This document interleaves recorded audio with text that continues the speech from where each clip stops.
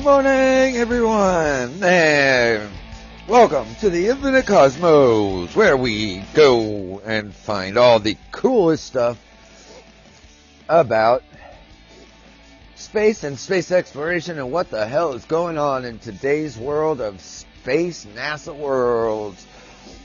Today I got an awesome, kind of an awesome show, episode for you. NASA finds a mystery light near a failed star. Do you really think NASA would tell us if they did find one? I'm just, you know what I mean? So everybody, go get your coffee. Go get your Red Bulls. Do what you need to do. I'm going to go get mine. Let's wake up and rendezvous back at this point in 400,000 hours.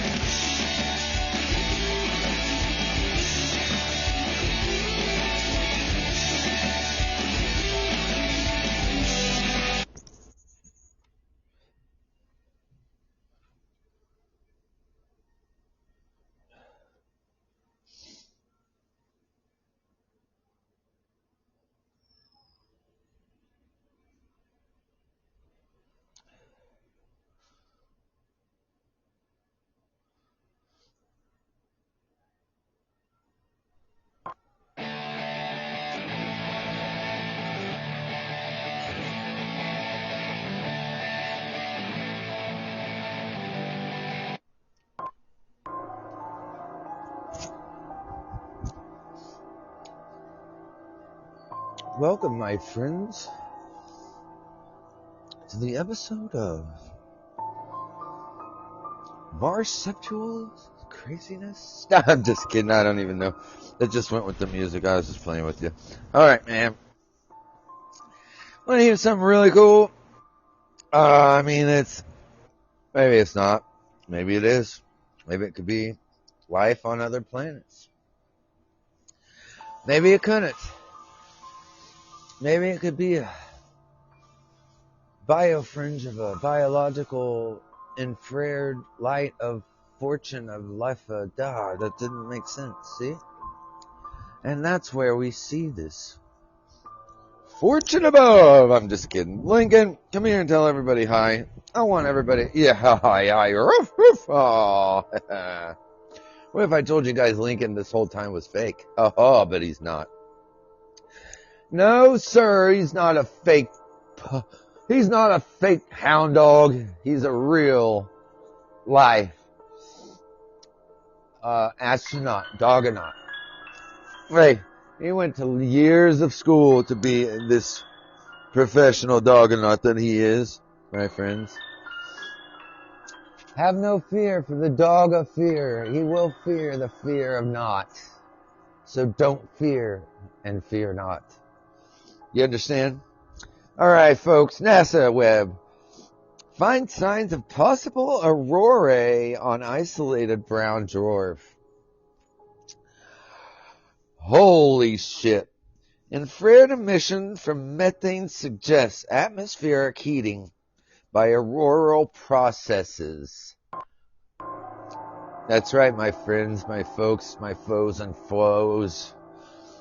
Astronomers using NASA's James Webb Telescope, space telescope have found a brown dwarf, an object more massive than Jupiter, but smaller than a star, with infrared emissions from methane.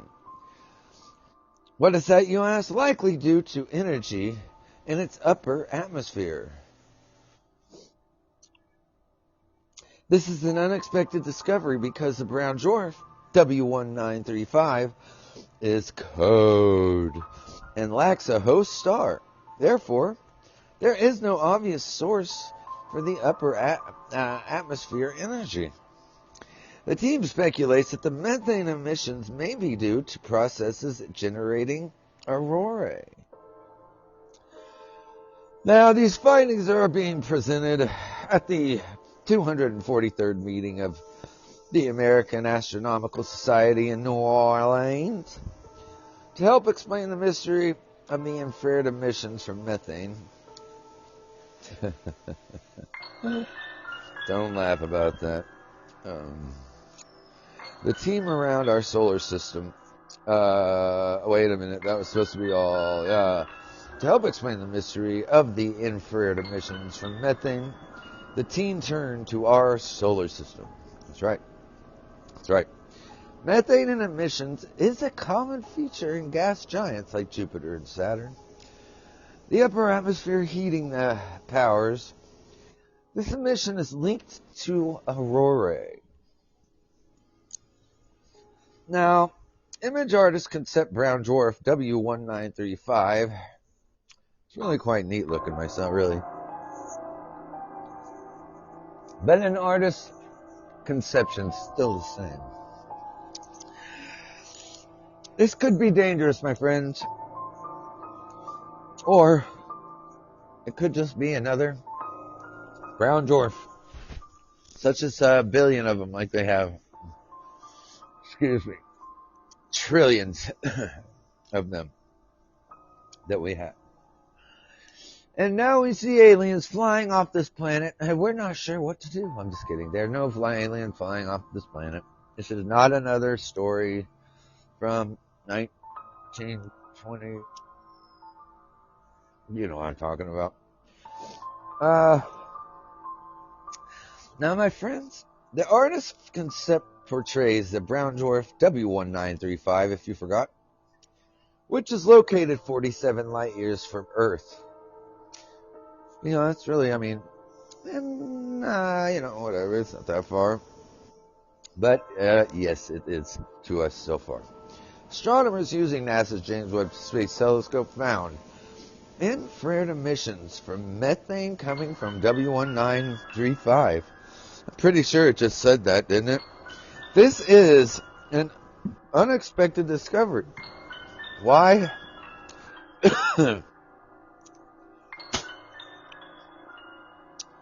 I'm going to tell you why. As soon as I find out where I was. This is an unexpected discovery because the brown dwarf is cold and lacks a host star. Therefore, this is no obvious source of energy to heat its upper atmosphere and make the methane glow. That's right. The team speculates that the methane emissions may be due to processes generating aurorae, shown here in red. So, for your viewing pleasures, such as I always pleasurably view, I'm going to show you this artist's conception of the red circle on top of this red dwarf planet. And together, we can blow bubbles out of our nose like I just did. You should have seen that. Really, honestly, I'm going to say it was really kind of a unexpected, gross thing. So for your viewing pleasures, here we go. And your viewing pleasures only. Only would I do this for people like you guys. Because, well, I just like you guys, you know? So, oh, by the way, I didn't hear anybody, did anyone see my, okay, my new, logos? Okay, here we go, my friends, for your viewing pleasures. The artist's conception. That's right. Here it is, guys. Here it is. Don't everybody run at once. That's it. Now, an artist's conception is always real. You must take this, especially from NASA, because, well, NASA's a team that never lies. We all know this. So, that was for your viewing pleasures. Now, the team speculates that the methane emissions may be due to processes generating aurorae, shown here in red. NASA, ESA, CSA, and L. Hustak, better known as STSCI, which I'm just going to be honest with you, I don't know what any of that is, but I know what NASA is, I know what ESA is, I know what CSA is, and all the SSSEs are. And more like the European Space Agency, the CSA on Earth, aurorae are created when energetic particles blown into space from the sun are captured by Earth's magnetic field. They cascade down into our atmosphere along magnetic field lines near the Earth's poles, somewhat like the aurora borealis. That's right. Yep. So these particles blown into space from the sun are captured by Earth's magnetic field. Don't hang up yet. They cascade down into our atmosphere along magnetic field lines near Earth's poles, colliding with gas molecules and creating eerie, dancing curtains of light. Jupiter and Saturn have similar auroral processes. Oh my God, did you hear that? That involved interacting with the solar wind, but they also get auroral contributions from nearby active moons, like Io for Jupiter and Enceladus for Saturn. For isolated brown dwarfs like W1935, the absence of stellar wind to contribute, not contraband, God. Like, what is that anyway? I'm just kidding.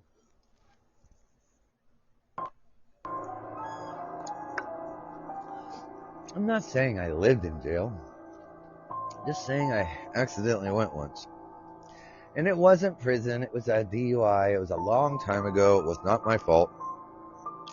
Honestly, it really wasn't. But that's what they all say in jail. And why are we talking about jail?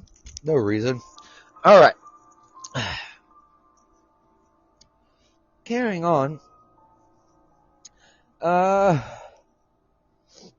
For isolated brown dwarfs like W1935, the absence of stellar wind to contribute to the auroral processes and explain the extra energy in the upper atmosphere required for the methane emissions is a mystery. I don't know why it's not a mystery on Earth. The team, they make it sound like it's not, but hey, what do I know? The team surmises that either unaccounted internal processes like the atmospheric phenomenon of Jupiter and Saturn, or external interactions with either interstellar plasma or a nearby active moon, may help account for the emissions. A detective story to add on to the plane of my what's that called when people detectivize stories, and they play detective. The Aurora's discovery played out like a detective story. That's right. A team led by Jackie Fajardi. Stop laughing. It's not funny. How old are we, guys? Come on. An astronomer at the American Museum of Natural History in New York was awarded time with the Webb telescope to investigate 12 cold brown dwarfs. Among those were W1935. That's weird, isn't it?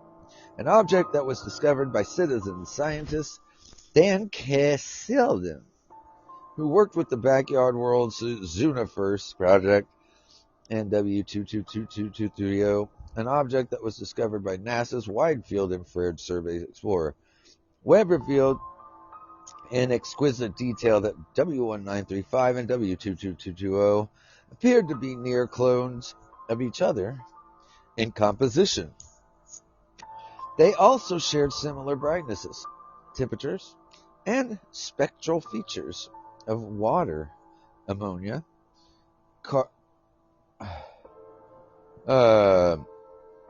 where did that go?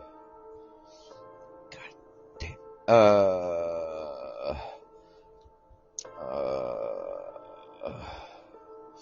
Carbon monoxide and carbon dioxide. The striking exception was the W195 showed emissions from methane, as opposed to the anticipated absorption feature of that was observed by, well, that's right, Tor W2220. This was seen a distinct infrared wavelength to which Webb, unlike the sensitive. Honestly, I'm not getting much out of this. The team used computer models to infer that what might be behind the emissions. The modeling work showed that W2220 had an expected distribution of energy throughout the atmosphere. Basically, this is saying they think that there's life on these planets. Getting cooler with increasing altitude. W195, on the other hand, had a surprising result. The best model favored a temperature inversion, where the atmosphere got warmer with increasing altitude. This temperature inversion is really puzzling, said Ben Birmingham, a co-author of the University of Hertfordshire in England and lead modeler of the work. We have seen this kind of phenomenon on planets with a nearby star that can heat the stratosphere, but not seeing it on an object with no obvious external heat source is wild. You'll put this in your pipe and smoke it. Clues from our solar system. For clues, the team looked in our own backyard. Well, hope we watered that one. To the planets in our solar system, the gas giants can serve as proxies for what is seen going on more than 40 light years away in the atmosphere of W1935. That's right. The team realized that temperature inversions are prominent in planets like Jupiter and Saturn. There are still ongoing work to understand. That's a lot of stuff.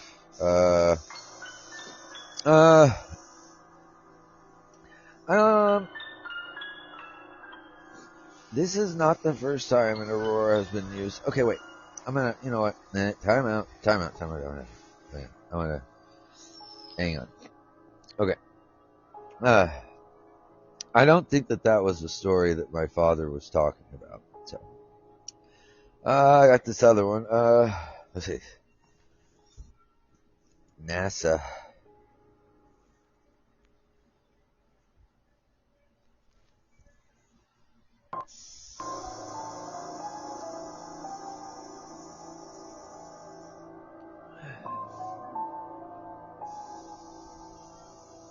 Well, okay, can I just...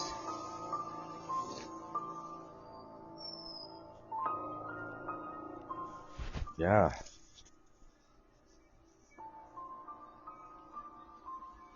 Alright. What is the mystery light NASA telescopes just picked up around this failed star? Alright, astronomers make unexpected discovery using NASA's James Webb Space Telescope. My friends, this is the bread and butter, the gold, listen, I don't think I can do this any better, so step away from your radios for a second, okay? Alright, I'm sorry. That was way worse for me than it was for you. I'm sorry. Had to happen. I couldn't just bubble it out of my nose anymore. See, the thing about having a podcast is, even when you're sick, you still have to reach out to your fellow fans and, oh, thank God nobody listens to my podcast, so I'm just kidding. I love you guys to death.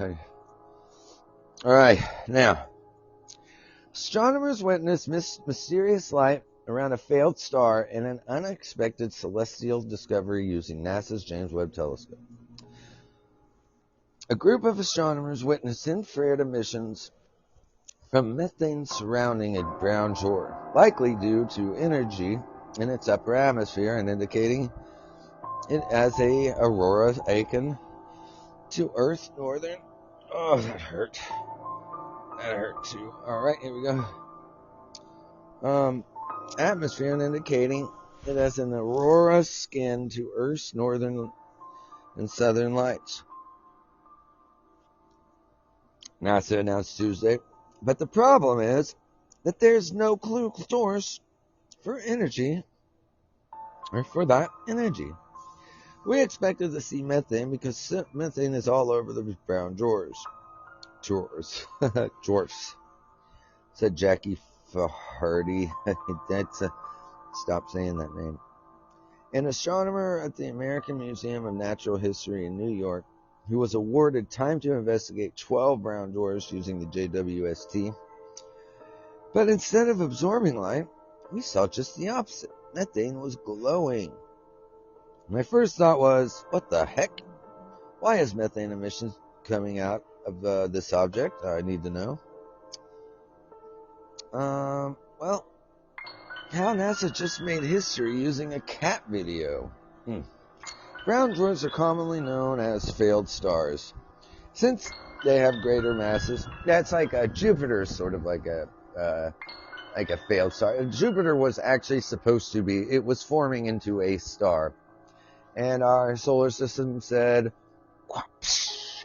you can't be a star. And it said, all right, fine, I'm going to be a gigantic fucking planet. And that's what happened. It really was supposed to be a planet. That's why it has so much mass. That's why everybody calls it like a shield and see, not only is Jupiter a good thing for being a blocker for us, us inner planets. However, on the other end of the sword, it's also something that pulls things into the solar system. So it's not exactly all shields. It is also a go peep yourself, and I'm going to pull in this comment and send it your way type of thing. So,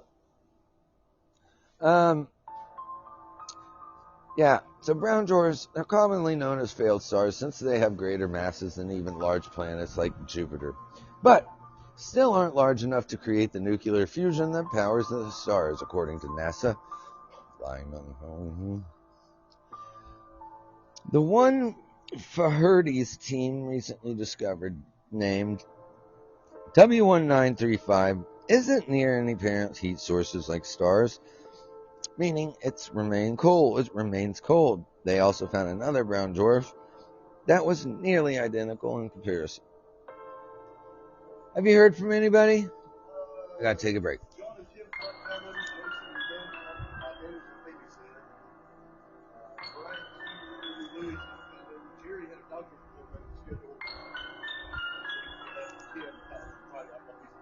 Oh yeah, I doubt it. My dad was like, "Why are you guys there?" I was like, "He's like, it's Martin Luther King Day." I was like, "Dad, we never close for Martin Luther King Day." He was like, "Well, no one's gonna call today." I was like, "Well, what are you saying?" I think that's what he was saying. But I mean, really, honestly, I'm happy you're being over here.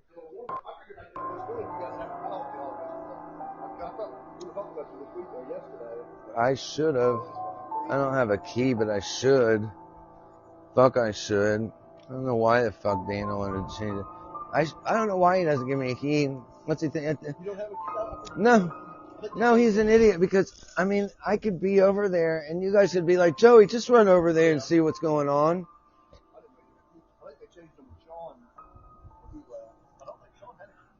Yeah, no, I don't think he did either. I think they did it because Tan told him that I was fucking sneaking fucking shit out of here. And I'm like, really? Dude?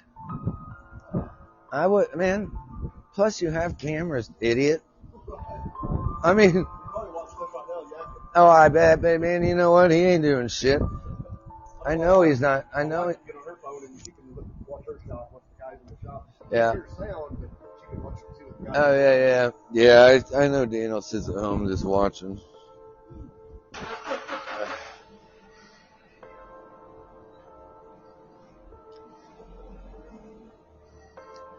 So, I'm sorry I was talking. I'm at work. Yeah, we're the only ones here. So, yeah, that's how dedicated I am. I live right across the street. What can I say? All right. Yeah. The temperature inversion is really puzzling, Ben Birmingham said, a lead modeler of the brown dwarfs. Computer model study said, we have seen this kind of phenomenon in planets with a nearby star that can be heated by the stratosphere. So, but seeing it in an object with no obvious external heat source is wild. The astronomers looked at Jupiter and Saturn, which will have aurorae of their own, for clues. They concluded that internal processes like those found on Jupiter and Saturn could be a heat source of W1935, interstellar plasma and particles from a nearby active moon, or alternative theories. NASA launches mission to catch God of Chaos asteroid before it scratches Earth's orbit. This is a sick mission. Okay. NASA launches a mission to catch God of Chaos asteroid before it scratches Earth's orbit. Aurorae, like the northern and southern lights, occur when a charged particle collision releases a flash of light and heat in Earth's upper atmosphere. According to NASA, astronomers have previously detected radio emissions from warmer brown dwarfs and predicted auroral activity as the most likely explanation. The W1935 is the first and coldest auroral candidate outside the solar system. Someone calls me when I'm in the middle of this. Okay. With W1935, we now have a spectacular extension of a solar system phenomena without a stellar irradiation to help the explanation, Flaherty said. With W1935, we now have a spectacular extension of a solar system phenomena without any stellar irradiation or help within the explanation. Flaherty said, the JWST launched in December 2021, but took another 6 months to become fully operational and start showing glimpses into the vast universe. The 10 billion device has allowed astronomers like Flaherty and her team to see exquisite detail of celestial objects as shown in the investigation of the brown dwarfs, NASA said. I don't want that. With Webb, we can really open the hood on the chemistry and unpack how similar and different the auroral process may be beyond our solar system. Ain't that dandy? Well, that's pretty cool. I mean, I thought it was honestly going to be cooler news, but I'll take it. Know what I'm saying? Just kidding. Now, I have got to go on a break, my friends, my family. Reza, what's up, Reza? Lee, how's you doing? I've got to take a small break. Nobody go anywhere. No, don't go anywhere. I will be right back. I've got an awesome story about a possible star with a Dyson sphere. They think it could be a Dyson sphere. This is a good story. Don't miss it. Do not, because this is going to be pretty cool. I'll be back, my friends.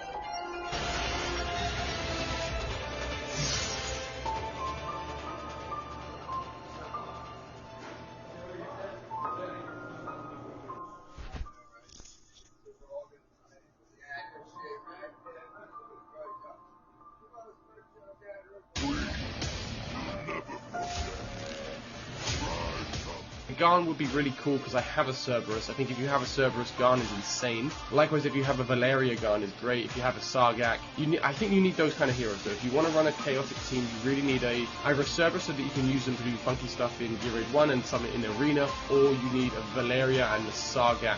There are some cool arena teams that work, but they are very heavy. You do need a lot of the chaos teams. So if you've got one or two chaos heroes, and they're not the super powerful one, mainly Valeria, I don't think Garn is going to do a great deal for you. With Cerberus you can do some good stuff. So I think Garn is more of a Wales Lord. Download Watcher of Realms for free now. Was it hard?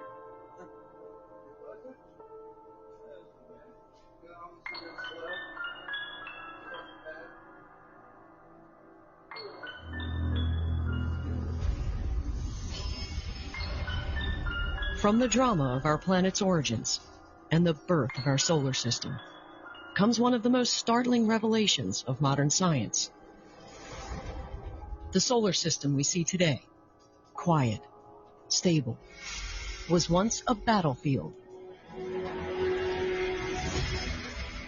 Newborn planets blasted through space, competing for stable, circularized orbits inside a grunge-style mosh pit of gas and dust. For those that find the right balance, the prize is survival. For the rest, world-shattering destruction. A new look at the chaos of creation and a frightening possibility in our distant future.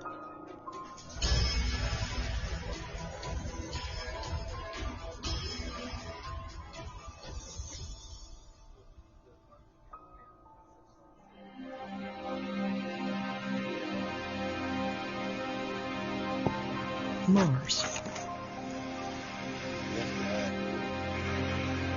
The Curiosity rover is searching for clues about the origins of the red planet.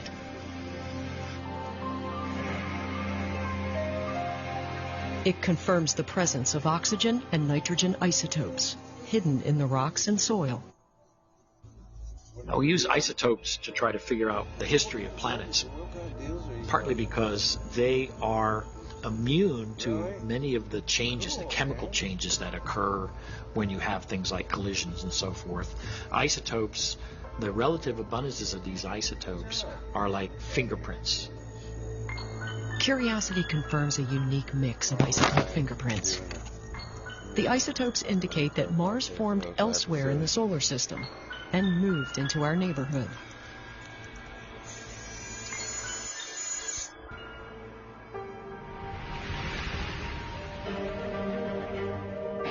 Our solar system is full of oddities pointing to an imperfect birth and a malformed evolution. Oh, wait a minute. You know what that noise is, my friends? I am back from my short little break. I am, and I could be more. Are we going home? Are we leaving? We're going home? Okay, cool. Woohoo! Alright, everybody. I am back. I do karate, so watch my kick. It hurts. I'm just kidding, everybody. I don't do karate. That was just something I made up. Come execute. That's the name. I did ask you what that name meant, but I will skip that one. So, the mystery begins. So, in my next story, my friends, the web team led by the international, or now NASA, led by the international partnership that included the European Space Agency and Canadian Space Agency, NASA's Goddard Space Flight Center is managing the James Webb Telescope project. Okay, that's not, this isn't, this, okay, wait. Can I just, it's not, I hate it when I don't have my shit together, which I don't right now, and I apologize. Okay.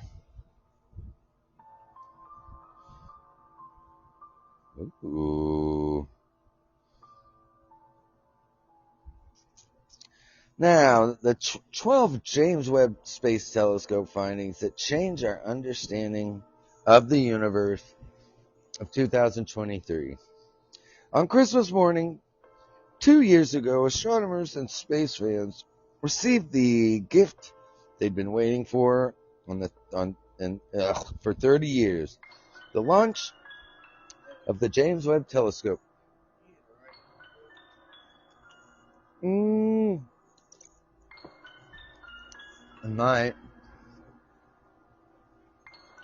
want to come over?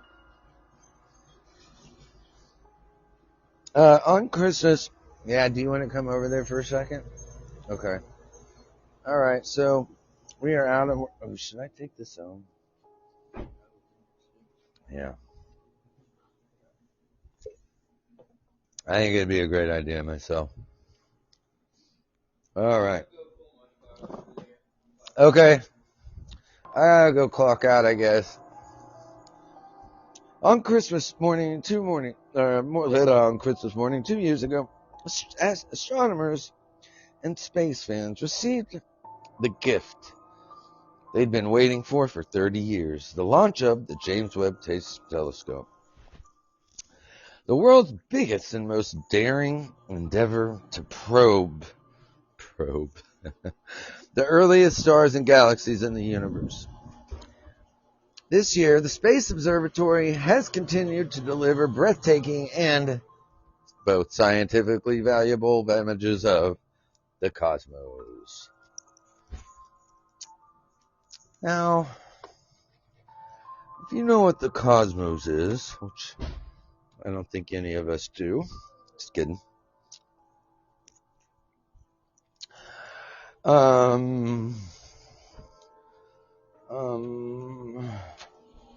Here's a look back at the JWST discoveries that altered our understanding in the universe in 2023, my friends.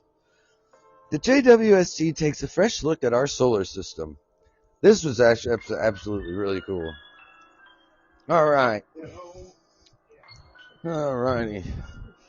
Although the JWST purpose is to see some of the first stars and galaxies in the universe, its fresh look at our own solar system has been nothing short of breathtaking, my friends.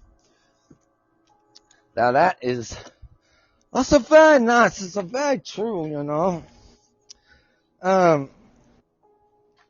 As you know, my friend Egg Foo Young, he comes on the show. He's a nice dude. He likes to talk about how very nice everything is. I tell him, look, sir, I don't think that we should act like that, but he doesn't listen, if you know what I mean. If you don't know what the JWST is, it's a very incredible. I'm gonna take this to go burn my house down. I'll be back. Yeah.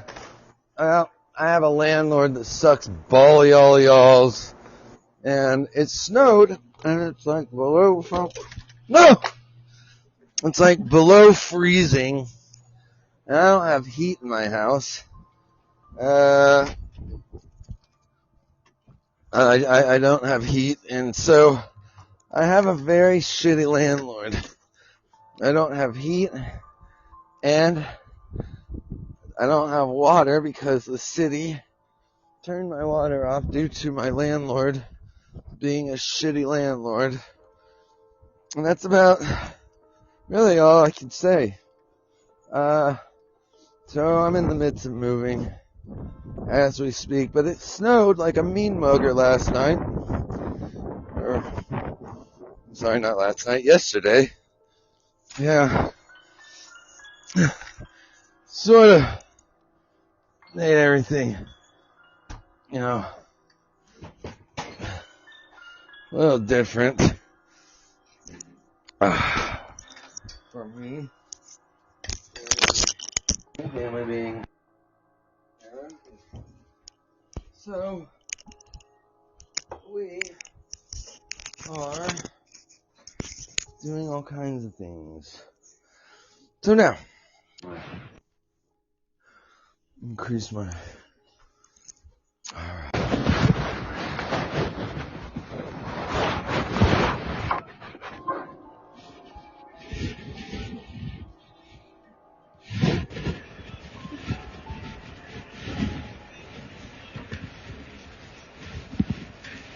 This.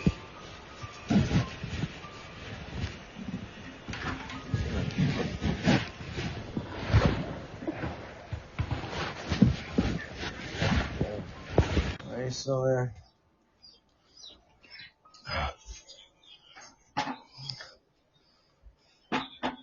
Feel the heat wrapping you up. I hate that song. Ready or not? I don't like that song either. I never said I did.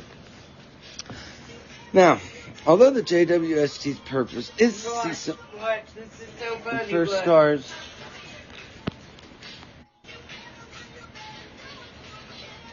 Fuck you, please.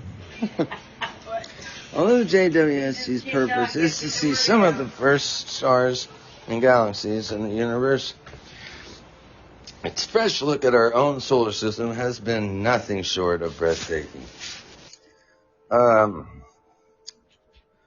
That's right, friends. If you guys know anything about what the JW, it's been pretty cool. Take this image, which in October revealed a high-speed jet stream of Jupiter. I will post this for your viewing pleasures, as I always do. A Jupiter Category 5 hurricane. Scared me one day. I wasn't sure what to do. But I was there. I faced it like a man. I didn't face anything like a man, but okay, that was trying to be for your viewing pleasures. I'll post in a minute. Although, now, take this image, okay. Unseen despite being over 3,000 miles, 4,800 kilometers wide, and traveling at about 320 miles an hour. And back in June, the JWST identified carbon dioxide in salty liquid oceans of Jupiter's icy moons Europa for the first time. That's right. The Space Observatory also offered a new look at Saturn in this image, which captures the gas giant's delicate ring system and 3 of its 146 known moons. God, I remember when I was little, they were like 64. A lot happens in my little years, my adults. The gas giant is eerily dark, which, when seen through the JWST's infrared eyes, because of the wavelength, methane gas absorbs almost all the sunlight falling on the atmosphere. We all know what methane gas is. The powerful observatory. What the? The Power Observatory also captured this stunning image of Uranus. I'm just kidding. It's not. Can we please be a little bit more mature here? Its brightest moons. Just kidding. And 11 of its 13 known dusty rings. I'm just kidding. Stop funny. Stop laughing. You know the little muffles. Nearby exoplanets has abundant life supporting molecules. Stop laughing. In September, the JWST discovered methane and carbon dioxide from Uranus. I just stop it. Oh, Lincoln, you're making me cry. Don't do that, Lincoln. See, Lincoln's supposed to be, he went to school for like 2.5 dog years to be a dog nut, and this is all I get from him. I swear. Carbon dioxide in the atmosphere of a fairly nearby exoplanet named K2-18, K2, as in the, wait a minute, we're not talking about you, which circles a cool star 120 light years from Earth and is larger than our planet, but smaller than the gas giant planets in our solar system. Bigger than Uranus? Just kidding. I won't do it. Okay, I'll stop. Previous observations with the Hubble Space Telescope had indicated that K2 is a massive, maybe a Hycean world, an exoplanet that hosts thick hydrogen-rich atmospheres with oceans of liquid water underneath it. Did you like ice on your airplane? I'm good at that. Recent observations with the JWST support the hypothesis as the new data shows evidence for abundant methane and carbon dioxide, but little ammonia. See how good I am at that? They want me for movies. Yeah. These results are the product of just two observations of K2-18b. A lot of letters and numbers there, buddy. But with many more on the way, study co-author Savis Constant God Can't Read, and that an astronomer at the University of Cambridge said in a statement, "This means our work here is but an early demonstration of the Webb can observe a habitable zone of exoplanets." Read more here. Okay? 3. The JWST discovered a small object yet. Well, I sure the fuck hope so. I'm just kidding. In February, scientists were thrilled with the JWST unexpected discovery of a small asteroid embedded in the main asteroid belt between Mars and Jupiter. Aren't there like 1 million of those?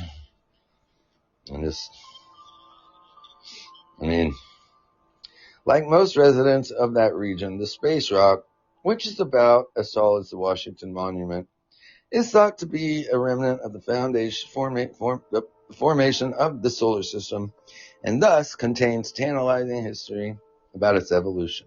I have a funny story that they're just making up stuff to fill this up. I'm just kidding. It's all real. Asteroids less than a mile long are difficult to spot with other telescopes. So, the find underscored the telescope's usefulness of closer to home. If you don't believe that, come to my house and you'll see it. The JWST finds massive, mysterious galaxies in the infinite universe. Now that, I swear to God, every day I hear about JWST finds the oldest galaxy in the universe. I swear to God, every day I hear that. So, I got a feeling that they don't know. In February, scientists announced the discovery of, of course, NASA, with their honesty and everything. Yeah, they're so honest about everything. How could, you get confused about anything? Scientists announced the discovery of galaxies as massive as the Milky Way. Sprinkled across the JWST's images of the universe just 500 million to 700 million years after the Big Bang. That's not too long. Really, it isn't very long. 500 million to, 20 billion years is really not a lot. From plus the galaxies the JWST found are too big, and the mature red stars in them too old. That the study authors find that creates problems for science, that they're way too old for them to be around. I mean, yeah, to be, so the universe has to be older than what they say, because those galaxies would have to be older than 500 to 700 million years old. So really the JWST has actually popped new questions by, mostly it's been from the Hubble constant, because now there's two different numbers. The Hubble telescope and the JWST have different numbers on the Hubble constant about how fast our universe is actually expanding. To me, I think it's funny, but scientists don't think it's so funny. Because those numbers must mean that we are either doing something wrong in our numbers, or don't hang up yet, our scientists are liars and they just don't want anybody to figure anything out before them because they're full of shit. Nah, Matt. Me being the scientist I am, that can't be true. I spent a mini day at Harvard with my Chinese friend, Egg Fuyang, and he said, "That's so very nice." And I believed him. So from there, I'm pretty sure that I knew we were going somewhere. Hence is why I started this podcast to begin with. That's right, for you guys. The JWST discovers the smallest object. I read that. So, and intensifying debate over the universe expansion rate. That's the Hubble concept. We know that the universe is expanding at an ever increasing rate. Now, everybody got to understand, when they say that the universe is expanding, it's not flying away from each other like you would think. The best way I could describe it, okay, take a balloon, okay, blow it up a little bit, not a whole lot, make little dots on it, okay, around it. Make dots, or if you want to get creative, make little planets. Then blow up the balloon and keep blowing it up till it's big. Don't pop it. And then look and see how far the little planets that you drew on the balloon are. See how they're far away, but they're not, but you didn't, they're further from each other, but you did have to draw different pictures. That is how the universe is expanding. So it's not like it's flying away from each other. It's really, really hard. The balloon thing is the only way I can describe it that makes sense. That's what the Hubble concept is. So, and just so happens here it is. We know that the universe is expanding in an ever-increasing rate, but we don't know precisely how fast. The issue has become a debate centered on resolving the correct value of the Hubble constant, an important number of estimating the universe's expansion rate. Right now, model estimates for the Hubble constant don't agree with the value based on telescope observations because they are getting different numbers. This year, the JWST observed a class of stars known as Cepheid variables, which are usually homogeneous stars, some 100,000 times brighter than the sun, and the most reliable source to measure your mom's house with the constant distances, and thus to tease out the universe's expansion rate at your mom's. But instead of resolving the debate, the JWST's data only deepened. I'm not going to say that. Deepened on, the ongoing debate over the Hubble constant.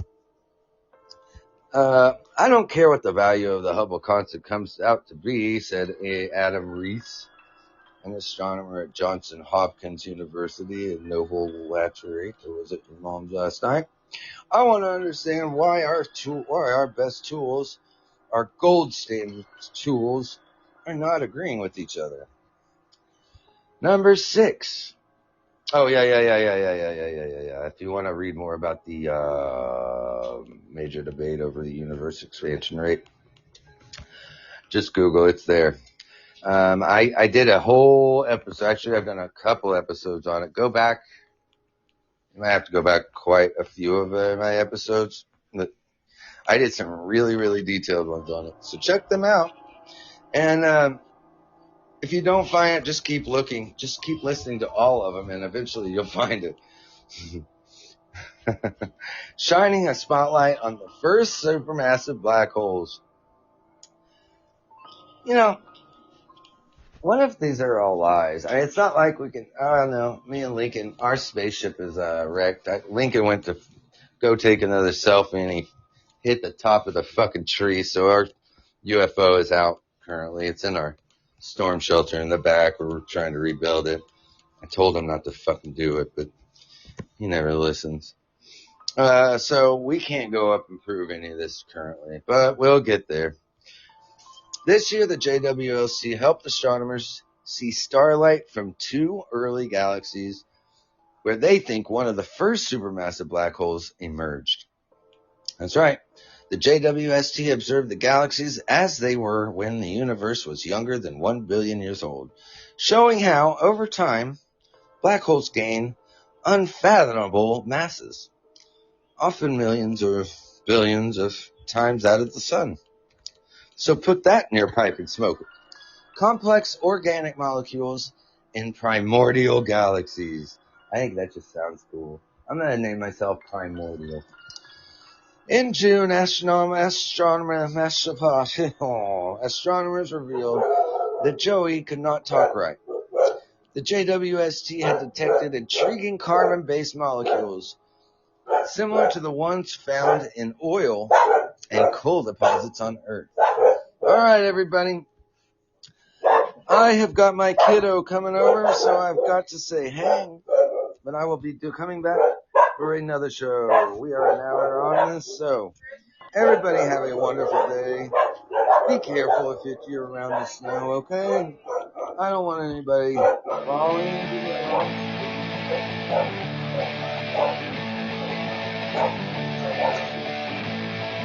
the whole time. Whoops. So everybody have a wonderful day, and I will talk to you guys again in the very near future, like a couple hours. All right, guys, have a wonderful day and stay out of the ditches.